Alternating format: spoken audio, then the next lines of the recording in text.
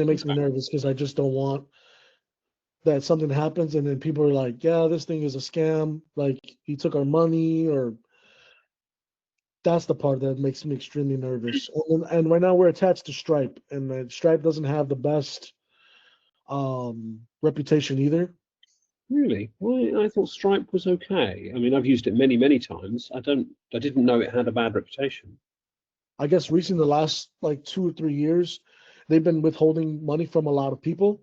Like the system just, I don't know, does it triggers something inside the system? Say, for instance, you're getting, the system is showing, hey, you're getting orders after orders, back to back to back. Money's like being Mhm. pushed into Stripe. I don't know, in their system, it triggers something, and then all of a sudden Okay. it'll lock your account. First of all, in terms of the customers thinking, oh, this isn't good, build a relationship with your early customers. Talk to them and say, hey, this is the CEO. I'm phoning to you. How was your experience? People will love that. Will you recommend us to our friends? And having conversations with customers and potential customers is a whole art form in itself, depending on what you want to achieve.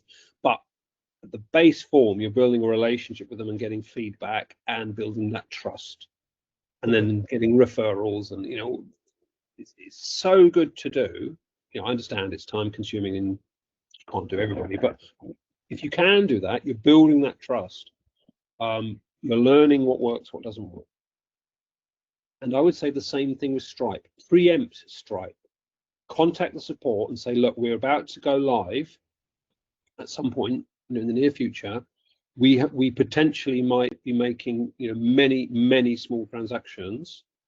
We want, in order to risk mitigate and avoid problems, is there anything that you need to know or that we need to do, so that we don't get flagged or in any way? Yeah.